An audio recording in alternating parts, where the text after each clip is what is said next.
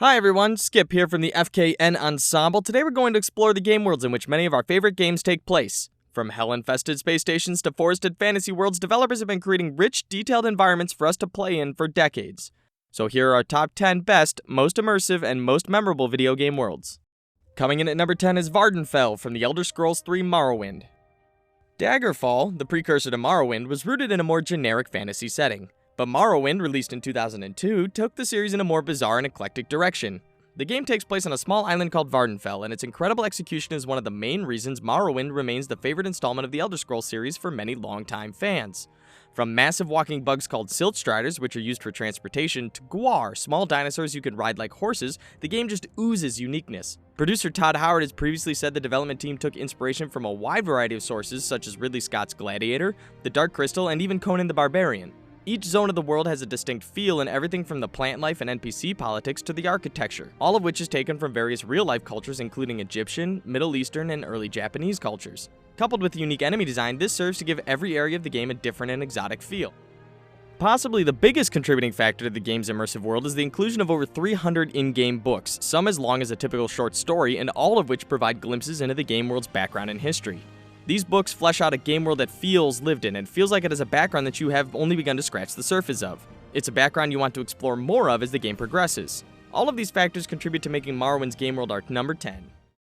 Coming in at number 9 is Feudal Japan from Total War Shogun 2. We didn't think we would be putting an RTS anywhere near the top 10 for this list. Generally speaking, you think more about stats and micromanagement rather than the game world when playing an RTS. But when we thought more and more about it, we realized more than any other RTS, Creative Assembly's Total War Shogun 2 completely engrosses the player in feudal Japan during the Shogun period.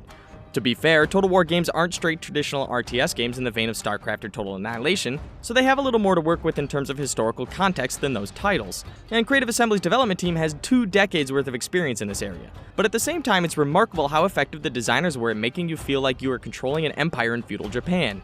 Using menu themes like rice paper, whimsical traditional Japanese music and sound cues, NPC accents, and the vibrant shape and color of the campaign and battle maps, it's hard not to get sucked into the world Creative Assembly and Sega have created. The individual battles are cluttered with character and details as well, from the oversaturated color palette of each map to the depiction of cherry blossoms blowing gently in the wind and quiet Japanese shrines that stand amidst the carnage of the raging battlefield. Each encounter feels interesting and immersive. Even the naval battles feel distinct and full of simple uniqueness when compared to the previous Age of Sail iterations in Empire Total War. The game evokes a strong sense of the idealized Japanese countryside throughout both the campaign and battle maps. The architecture and massive armies of the game feel like they're lifted straight from movies like Kurosawa's Ren, and the art team responsible for the unit cards and building menus deserves some sort of gaming Oscars nominations at the very least. Which is why we've added Total War Shogun 2 as our number 9. Number 8. Fear. Remarkably, Fear was the first game to scare the pants off me. Given the game's name, that shouldn't come as much of a surprise, but the way in which Fear managed to create those feelings is unique compared to other games on this list. Instead of creating an open-world game world for the player to explore, Fear creates its immersion almost entirely through the creation of a script that is nothing short of phenomenal. The way the story and characters are written and the way those things manifest themselves in the game's levels is what sets Fear apart. Fear pulls in many of its most common tropes from Japanese horror cinema, and the influence is hard to miss. Fear's levels are actually rather linear and drab, and there are no NPCs going about their daily life that you can interact with, but every once in a while, crazy shit happens that completely messes with your head. Sometimes the walls bleed, sometimes the shadows move in a way that make your skin crawl. Sometimes a creepy little girl named Alma decides she wants to disembowel another character with her mind right in front of you. The game throws these sequences at you from unpredictable directions at unpredictable times, forcing the player to keep on their toes and to always be surprised by the unexpected. The sound design also helps to completely immerse the player in the game world and really adds to the creepiness factor. The sound developers reportedly use very inexpensive recording equipment to create raw sounds in the game world, and I have to say, the first time I heard the little girl Alma whisper in my character's ear through my headset, I threw it down and had to take a break for a few hours. No other game had elicited that type of reaction from me before, which is why Fear earns the number 8 spot. Number 7, The Capital Wasteland from Fallout 3. In order to transition the Fallout series from a top-down isometric RPG to a full-fledged 3D game world, Bethesda needed to create a world to match their aspirations. There were many who didn't think it could be done, but boy did they ever succeed. Filled with friends, enemies, mutants, a rogue government, mad scientists, average citizens, and so much more, The Capital Waste are as memorable as they are fun. Real-life recognizable monuments like the Jefferson Memorial, the White House, and U.S. Capitol Building provide a familiar sense of place among the barren wasteland and the drab color palette of post-apocalyptic Washington, D.C. The incredible soundtrack of vintage music, campy radio stars, and endless NPC conversational possibilities grab you and suck you into the world Bethesda created and don't let go for the whole ride. The world is vast, providing hundreds upon hundreds of hours of exploration and side quests, many of which have absolutely nothing to do with the main storyline. No matter how you play the game, it's always creating new scenes and vistas to take in or to take part in. It's an incredible testament to the game world's design that you probably remember places like Megaton and Tenpenny Tower and their quirky inhabitants more than the bug quests or less than spectacular game ending. No Bethesda game would be complete without a few hilarious unintentional bugs, but Fallout 3's Capital Waste is a living testament to the power of superb world design to make you forget all about them, which is why it earns our number 7 spot. Coming in at number 6 is Liberty City from Grand Theft Auto 4. Despite its predecessor, San Andreas, being considered by many critics to be one of the best games ever created by man, it's Grand Theft Auto 4's Liberty City from the infamous Rockstar series that makes the number 6 spot. Perhaps Liberty City's in-game locations feel so real because they are closely modeled on their real-life counterparts in New York and New Jersey. Although it is far from Rockstar's largest game world in terms of area, Liberty City takes on a character of its own, owing largely to the incredibly competent AI that is, at times, almost creepily self-aware and reactive to their surroundings. When it rains, citizens take out umbrellas. When confronted with violence or rudeness, citizens react in different ways based on their personality. NPCs have conversations with themselves and other NPCs completely independent of the player, and the whole world hums along at a brisk pace completely removed from player interaction. You could sit on a park bench in Liberty City and watch an entire day's worth of a city activity go by and never see the same action twice from the NPCs. And maybe that's why the game world is so engrossing. Rockstar has effectively created an American city simulator and then let the player run around inside that simulation. And the biggest benefit is that it's all one big open world with no loading time between zones to pull the player out of the action. Although GTA 4 didn't add too many groundbreaking new features to the series, it took the worlds that Rockstar had created in previous iterations and perfected their systems in a massive open world simulation of a modern city, which is why GTA 4 earns our number 6 spot. Number 5, The American Frontier from Red Dead Redemption.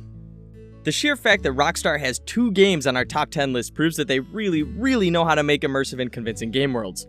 Red Dead Redemption's game world covers 3 fictional counties in the southwestern United States, and everything about the setting, from the voice work to the color palette of the game, reminds me of the American Southwest, a place I have actually been.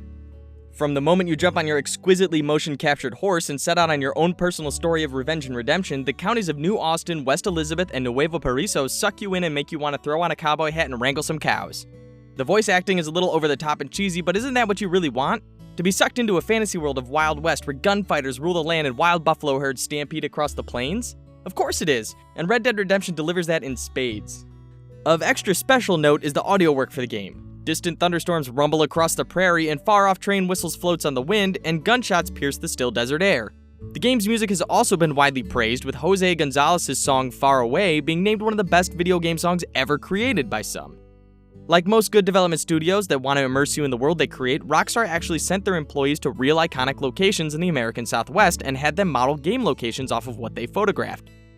The developers also made trips to the Library of Congress to ensure they nailed down every aspect of life and politics in the American Southwest. Then they filled it with as much believable content and side quests as they could to make it feel real and authentic. And it all worked out marvelously, which is why Red Dead Redemption earns our number 5 spot. Number 4 is The Zone from Stalker: Shadows of Chernobyl. We've all seen pictures of abandoned Chernobyl in the Ukraine. We've seen images of teddy bears laying in vacant street and unused Ferris wheels standing all alone amidst the desolation, and we've all thought to ourselves, man, that place looks creepy. Stalker's The Zone recreates that desolation in excruciatingly discomforting detail. Filled with the remnants of a once thriving community, The Zone embodies everything that we find so uncomfortable and creepy about deserted spaces. The soft rustling of the wind on leaves, creaky buildings about ready to collapse, dark unexplored corners, and an unsettling droning ambient music by Muzi create a general sense of unease throughout the entire game. The sound design is superb, and the knowledge that there are, in fact, dangerous mutants wandering around trying to kill you adds to the discomfort. Periods of drab, gray, overcast skies are punctuated by sunny days, reminding you that this is a world that was normal at one point, but has since gone horribly wrong. Stalker was also one of the first games to give NPC characters full life cycles, including individual goals and objectives and the need for food and rest, all of which function independently of the player. This creates a world of nearly endless encounters that seem totally unscripted and real. Like Grand Theft Auto's Liberty City, it feels like the developers went out of their way to create a simulated world only to plop the player down in it for some fun. These are the details that make you remember a setting the most. The entire world is bleak and depressing, and that's the best part about it, which is why it earns our number 4 spot. Coming in at number 3 is Aperture Science from Valve's Portal. Portal's Aperture Science may seem like an odd choice for this list. It doesn't have endless meadows and forests to explore, or 10,000 side quests to tackle. In fact, the color palette is predominantly gray, blue, and orange, and that's it. But what it lacks in expansive design, it makes up for in spades in incredible voice acting and puzzles that don't just take place in an environment, but use the environment to help you solve problems. And that's really the big difference between many of these large open-world games we have discussed so far and Portal's Aperture Science. In games like Morrowind or Fallout 3, the environment is evocative and gorgeous, but aside from interacting with wandering NPCs, there's very little interaction with the geography of the environment itself. Portal forces the player to interact with moving platforms, shield walls, conveyor belts, and elevators that comprise the bones of each level in a more fundamental way than any other game on this list. In Portal, barriers are not simply ways of blocking lines of sight or guiding the player, but tools in a vast arsenal the player has at their disposal to help them escape their evil Overwatcher. And speaking of the evil Overwatcher, the incredible voice work and personality given to your antagonist Gladys and the emotive sound effects given to the silly yet adorable turrets certainly help to reinforce this sense of belonging and uniqueness of space.